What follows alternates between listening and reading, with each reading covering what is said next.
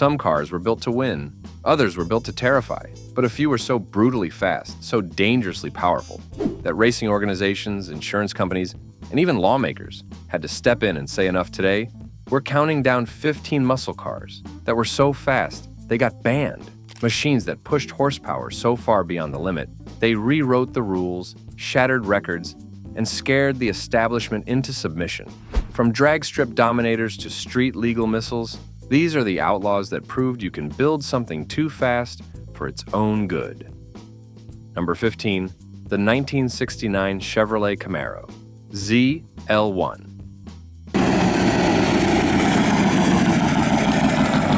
The story begins with a car that barely existed.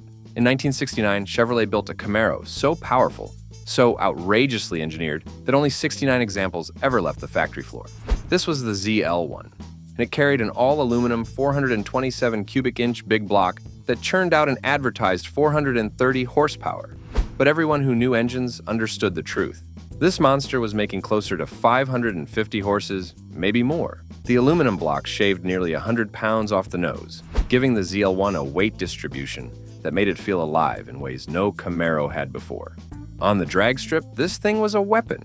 Quarter-mile times hovered around the mid-12-second range, right off the showroom floor, and with minor tuning, they dipped into the 11s. The National Hot Rod Association took one look at the ZL1's performance and immediately bumped it into a higher class, effectively banning it from competing against standard Camaro's insurance companies, caught wind of the beast, and refused to cover young drivers who tried to buy one. Dealers didn't even want to stock them because the price tag, over $7,500, was more than 2 Corvettes.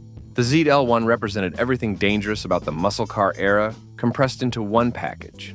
It was a factory race car that somehow ended up with license plates and turn signals. Chevrolet knew they were building something that would upset the establishment, but they built it anyway because in 1969, the horsepower wars hadn't reached their breaking point yet. Every ZL1 that rolled off the line was essentially a middle finger to common sense and safety regulations. Today, a ZL1 Camaro can fetch over $1 million at auction, a testament to how far ahead of its time this band legend truly was. Number 14, the 1969 Dodge Charger Daytona. When Dodge decided to go racing in NASCAR, they didn't just tweak a car, they rebuilt the laws of aerodynamics. The Charger Daytona was born in 1969 with one purpose: break 200 miles per hour on the high banks of Talladega. And Daytona engineers bolted a massive nose cone to the front end, nearly 2 feet long, and planted a towering rear wing that stood almost 2 feet above the trunk. Under the hood sat the legendary 440 cubic inch Magnum V8, rated at 375 horsepower, though the race versions pushed well beyond 500. The Daytona didn't just win, it dominated. Buddy Baker became the first driver in NASCAR history to crack 200 miles per hour in a Daytona during a test run at Talladega. In 1970, NASCAR officials panicked. The car was too fast, too advanced, and it made every other vehicle on the track look like it was standing still. The aerodynamic advantage was so overwhelming that other manufacturers complained the playing field had been destroyed. Dodge had essentially brought a rocket ship to a car race, and NASCAR couldn't allow it to continue. By 1971, NASCAR banned the Daytona and its sibling, the Plymouth Superbird, by restricting engine sizes for cars with aerodynamic modifications. They killed the winged warriors before they could make the sport unwatchable. Dodge only built 503 Daytonas for homologation purposes, and most of them sat on dealer lots because regular buyers thought they looked ridiculous. The wing was so tall that some parking garages wouldn't accommodate it, and the nose cone made it nearly impossible to park in tight spaces.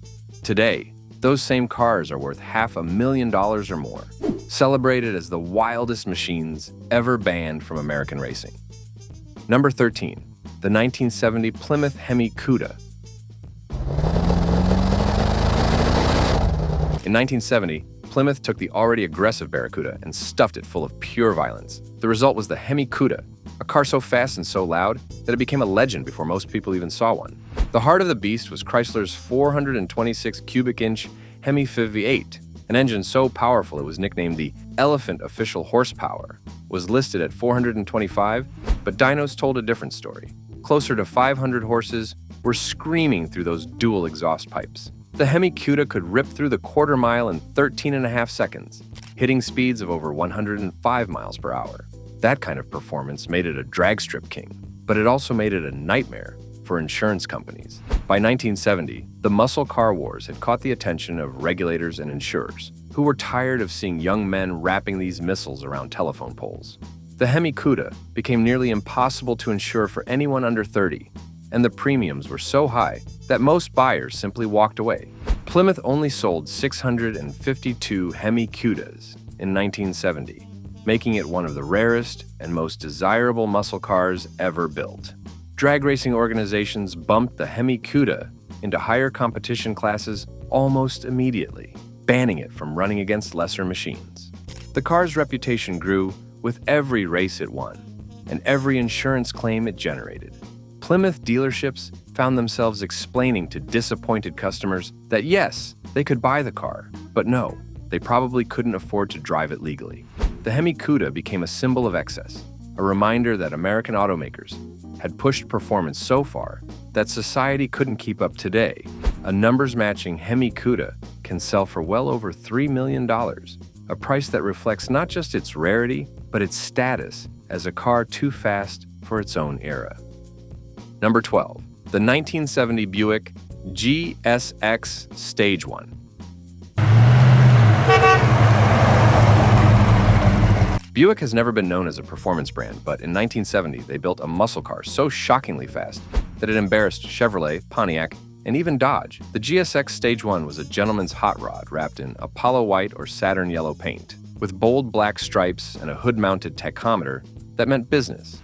Under that sculpted hood sat a 455 cubic inch V8 that made 360 horsepower and a monstrous 510 pound-feet of torque, the highest torque rating of any muscle car in 1970. That torque meant the GSX could launch like a rocket.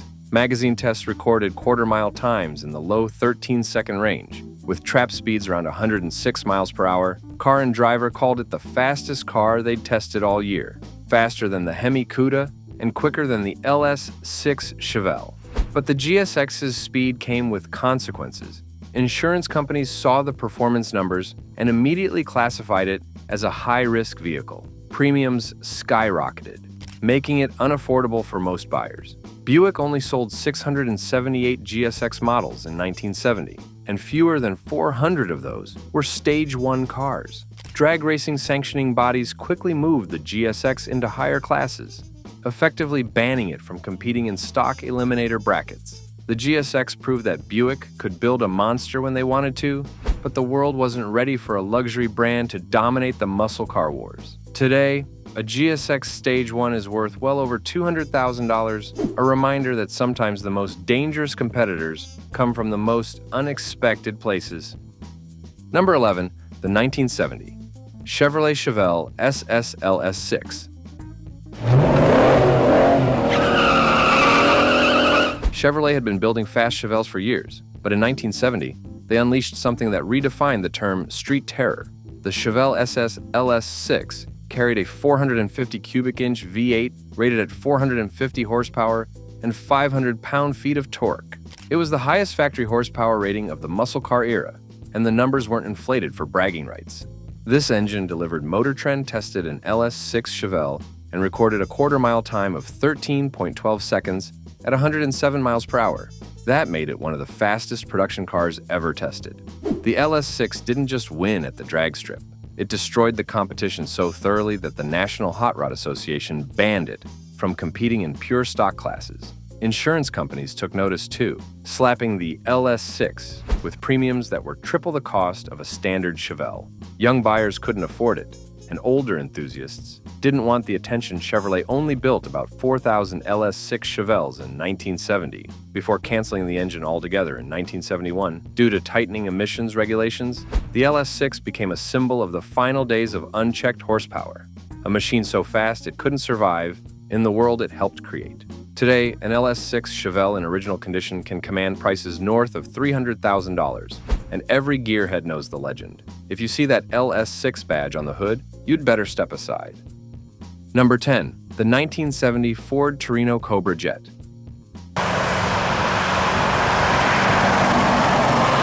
Ford had spent the late 1960s building Mustangs and Fairlanes that could run with the best, but in 1970, they needed something bigger, meaner, and faster to compete with Chevrolet and Mopar. The answer was the Torino Cobra Jet, a mid-size bruiser powered by a 429 cubic inch V8 that officially made 370 horsepower. But anyone who drove one knew the truth. Ford was sandbagging the numbers to keep insurance costs down. Real-world dyno tests showed the Cobra Jet pumping out closer to 450 horses. The Torino Cobra Jet could blast through the quarter mile in the mid-13-second range, hitting trap speeds over 105 miles per hour. That kind of performance made it a nightmare on the drag strip and a terror on the street. NASCAR loved the Torino's aerodynamic shape, and race-prepped versions dominated the oval tracks in 1970. But the street version's combination of speed, affordability, and availability made it a target for insurance companies and racing officials alike. By 1971, the NHRA had reclassified the Cobra Jet into higher brackets, banning it from stock class competition. Ford discontinued the high-performance Cobra Jet engines shortly after, victims of emissions laws and rising insurance costs. The Torino Cobra Jet never got the same glory as the Mustang, but those who remember know it was one of the baddest machines Ford ever built. Today, a numbers-matching Cobra Jet Torino can fetch over $100,000, a bargain compared to its rarer competitors, but a legend nonetheless. Number 9, the 1970 Oldsmobile 442W30. Oldsmobile doesn't get enough credit in the muscle car conversation, but in 1970, they built a machine that could embarrass almost anything on the street. The 442W30 was a limited production rocket powered by a 455 cubic inch V8 with all the right upgrades: hotter camshaft, factory cold air induction, aluminum intake manifold, and low restriction exhaust. The official rating was 365 horsepower, but the W30 package unlocked closer to 400. Car and driver tested a 1970 W30 and recorded a quarter-mile time of 13.69 seconds at over 100 miles per hour. That made it faster than most Chevelles, Chargers, and Torinos of the same year. The W30's secret weapon was its torque, a massive 500 pound-feet that hit low in the RPM range, making it a monster off the line. The car's aggressive styling, with its bold stripes, functional scoops, and menacing stance, made it look as fast as it was. But the speed came at a cost. Insurance companies classified the W30 as a high-risk vehicle, and premiums soared. Oldsmobile only built about 3,000 W30 cars in 1970, making it one of the rarer performance packages of the era. Racing organizations moved the W30 into higher classes almost immediately, banning it from competing against stock muscle cars.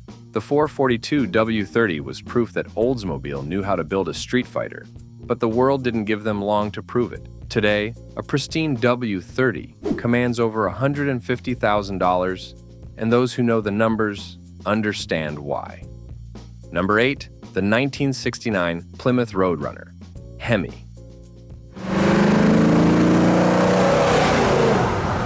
The Roadrunner was supposed to be the everyman's muscle car, stripped down, affordable, and fast. But in 1969, Plymouth offered an option that turned the budget street brawler into a full-blown drag strip assassin.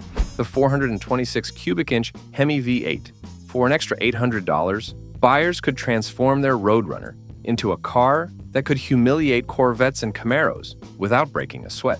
The Hemi Roadrunner made 425 horsepower and could run the quarter mile in the low 13-second range with a decent driver behind the wheel. That kind of performance from a car that cost less than $4,000 made it a legend on the street and a weapon at the strip. But the Hemi's reputation for speed came with serious consequences. Insurance companies saw the Hemi badge and immediately classified the car as uninsurable for most young drivers. The premiums were so high that many buyers who ordered the Hemi engine ended up canceling their orders. Plymouth only sold about 840 Hemi Roadrunners in 1969, making it one of the rarest and most desirable muscle cars ever built. The NHRA banned the Hemi Roadrunner from pure stock competition almost immediately, forcing it into higher classes where it faced modified race cars. The Roadrunner's cartoon character horn and playful graphics couldn't hide the fact that this was a serious performance machine that the establishment feared Plymouth had democratized extreme performance. And that made the Hemi Roadrunner more dangerous than any expensive exotic. Today, a Hemi Roadrunner in good condition can sell for over $400,000, a testament to its outlaw status and legendary performance. Number 7. The 1970 Ford Mustang Boss 429. Ford didn't build the Boss 429 to sell in showrooms. They built it to homologate a monster engine for NASCAR. In 1969 and 1970, Ford contracted Carcraft to shoehorn the massive 429 cubic inch semi-Hemi V8 into the Mustang's engine bay. The process required cutting and reinforcing the shock towers, relocating the battery to the trunk, and hand-building each car to make everything fit. The official horsepower rating was 375, but that was a joke. The Boss 429 was making well over 500 horsepower, and everyone knew it. On the drag strip, the Boss 429 could run low 13-second quarter miles bone stock, and with minor tuning, it dipped into the 12s. The car's massive engine and reinforced suspension made it a handful to drive on the street, but at the track, it was nearly unstoppable. NASCAR took full advantage of the Boss 429 engine, using it to power their racers to multiple victories in 1969 and 1970. But on the street, the Boss 429 Mustang became a problem. Insurance companies saw the engine size and performance numbers and either denied coverage or charged premiums that were higher than the monthly car payment Ford only built, about 1,300 Boss 429 Mustangs over 2 years, and most of them were sold to serious racers who knew how to handle the beast. The NHRA classified the Boss 429 into super stock classes almost immediately, banning it from running against standard Mustangs. The Boss 429 was proof that Ford could build a car too powerful for the street, too fast for the track, and too expensive for almost anyone to afford. Today, a Boss 429 Mustang can sell for well over $300,000, and it remains one of the most feared muscle cars ever built. Number 6. The 1970 Plymouth Superbird. If the Dodge Charger Daytona looked wild, the Plymouth Superbird took it even further. Built for 1970 as Plymouth's answer to the Daytona, the Superbird featured the same outrageous aerodynamic nose cone and towering rear wing, but wrapped in Plymouth's Roadrunner body. The goal was simple: win NASCAR races and dominate the high-speed superspeedways.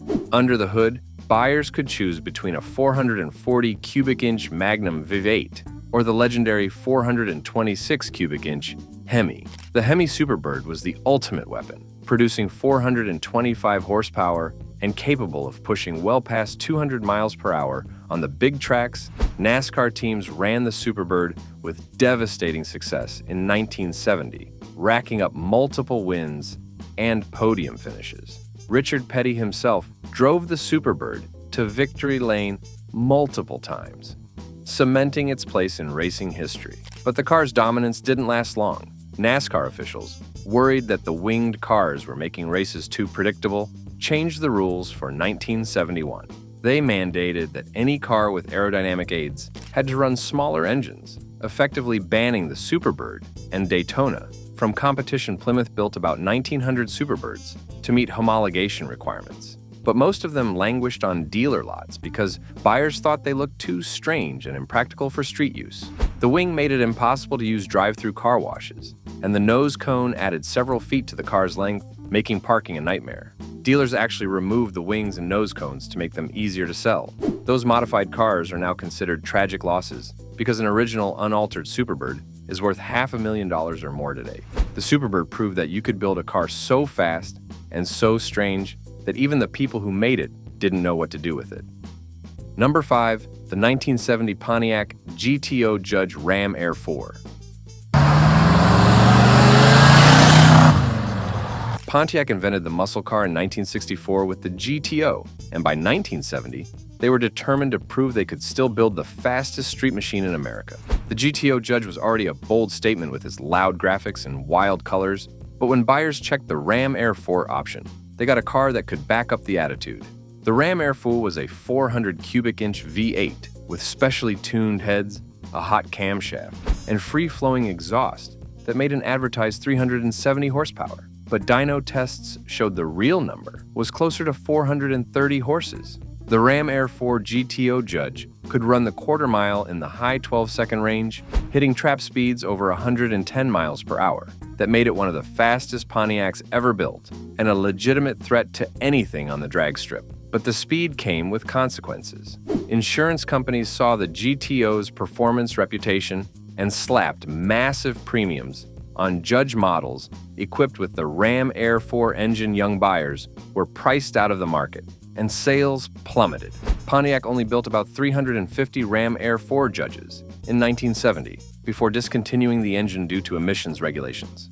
Racing organizations moved the Ram Air 4 into modified classes almost immediately, banning it from stock competition. The GTO Judge Ram Air 4 was proof that Pontiac could still build a monster, but the muscle car era was ending, and the world wasn't ready for that much power anymore. Today, a numbers-matching Ram Air 4 Judge can sell for over $200,000, a testament to its outlaw status and legendary performance.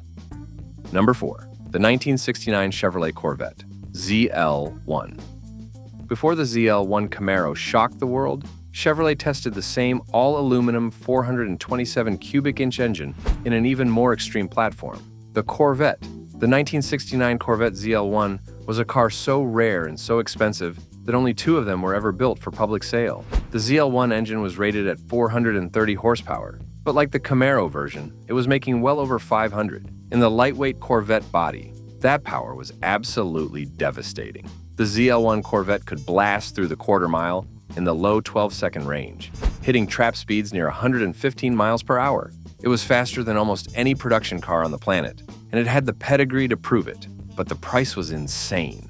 Over $10,000 in 1969, more than double the cost of a standard Corvette only. Serious racers could justify the expense, and even they had trouble getting insurance. The NHRA immediately classified the ZL1 Corvette as a modified race car, banning it from competing in stock classes. Insurance companies either refused to cover it or charged premiums so high that most buyers simply gave up. Chevrolet abandoned the ZL1 program after 1969, making the 2 production Corvettes some of the rarest and most valuable muscle cars ever built. One of them sold at auction for over $1 million, cementing its status as an automotive legend. The ZL1 Corvette proved that you could build something so fast, so exclusive, and so expensive that it couldn't exist in the real world. It was a car too good for its own time. Number 3. The 1970 Dodge Challenger TA.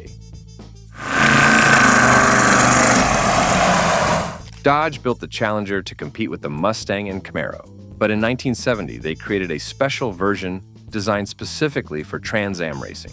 The Challenger TA was equipped with a 340 cubic inch 6-pack V8, a destroked version of the big block that produced 390 horsepower, thanks to 3 2-barrel carburetors sitting on an Edelbrock intake manifold. The engine was mated to a 4-speed manual transmission and backed by a limited-slip Dana 60 rear axle. The Challenger TA sat lower than a standard Challenger, with upgraded suspension, wider tires, and a functional hood scoop that fed cold air directly into the engine. Side exit exhaust pipes snaked out just ahead of the rear wheels, giving the car an aggressive bark that could be heard blocks away. On the street, the TA was a monster. Quarter-mile times hovered in the mid-14-second range, but the car's real strength was handling. Dodge built the TA to corner like a road racer, not just blast down a straight line. Trans Am racing officials quickly realized the Challenger TA was too fast and too well engineered for the competition. Rule changes and technical restrictions made it difficult for the T/A to remain competitive, and Dodge pulled out of Trans Am racing after just 1 season. Only about 2,500 Challenger TA models were built, making it one of the rarest Mopar muscle cars. Insurance companies classified the TA as a high-performance vehicle, and premiums soared. The NHRA moved the TA into higher classes, banning it from stock eliminator competition. Today, a Challenger TA in original condition can sell for over $200,000, a reminder that sometimes the fastest cars are the ones built for a purpose that disappeared before they could prove themselves. Number 2. The 1969 Dodge Charger 500.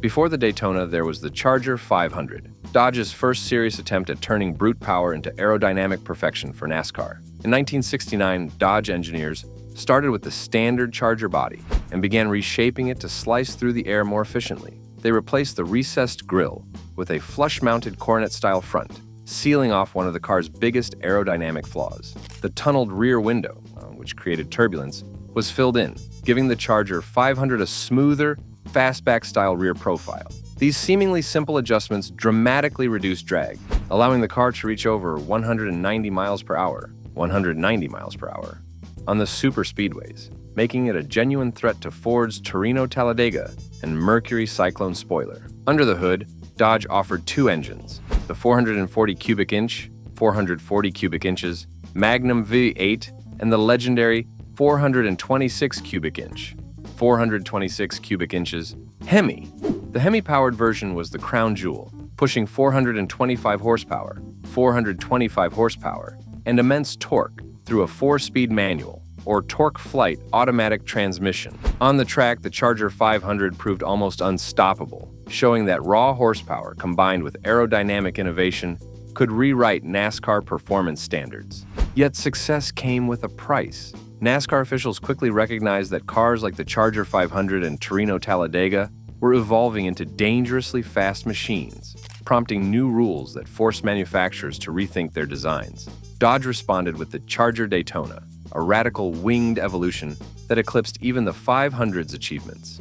Only around 500 Charger 500 ZL were ever built to satisfy homologation requirements, making them among the rarest Mopars ever produced. Off the racetrack, the Charger 500 was both admired and feared. Insurance companies balked at the Hemi's performance, while drag racing organizations restricted it to higher classes. Many dealers struggled to sell these high-priced beasts, leading some to sit unsold on lots for months. Decades later, collectors view the Charger 500 as a pivotal bridge between muscle car excess and NASCAR engineering sophistication, a machine that dared to defy the wind long before the winged warriors arrived.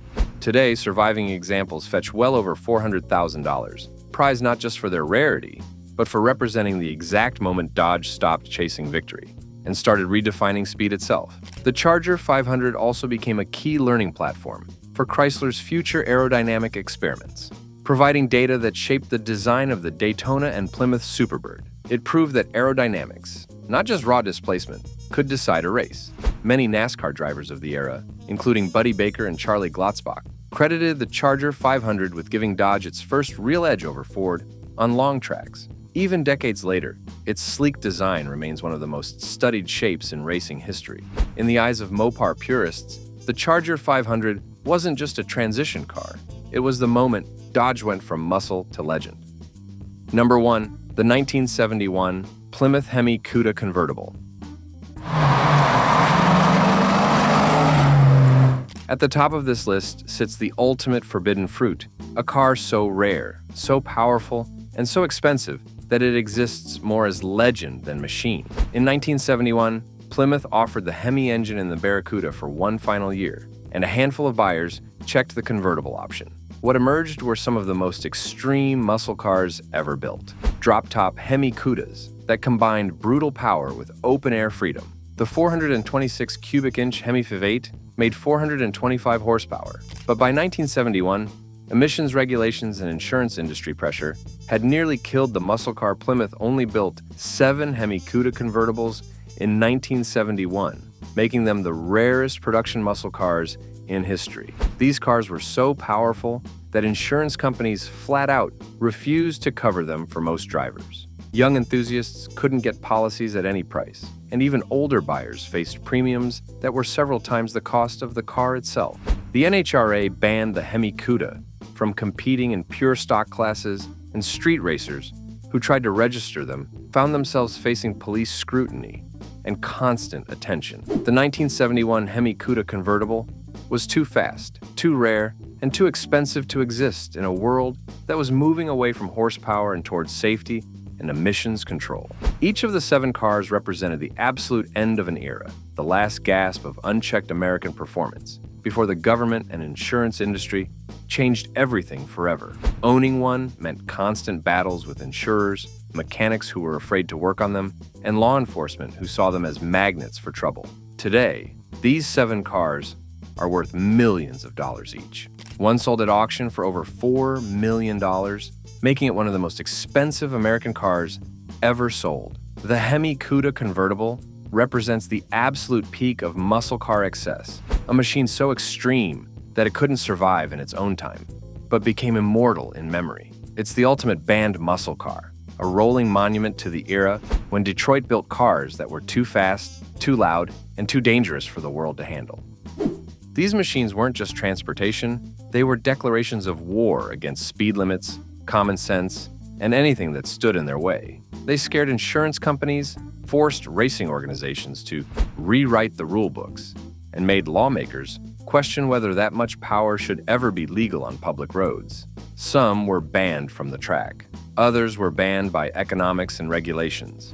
But every single one of them earned its place in history by being too fast, too extreme, and too legendary to forget. They represented a moment in American automotive history when engineers built first and asked questions later, when horsepower was the only metric that mattered, and when the idea of being too fast seemed impossible. These cars didn't just break records, they broke the system itself, forcing everyone from NASCAR officials to insurance actuaries to confront the reality that American performance had gone too far, too fast. Which of these outlaws would you risk everything to own? Drop your answer in the comments below. And if you love stories from the wildest days of American muscle, hit that subscribe button because we've got plenty more legends to uncover.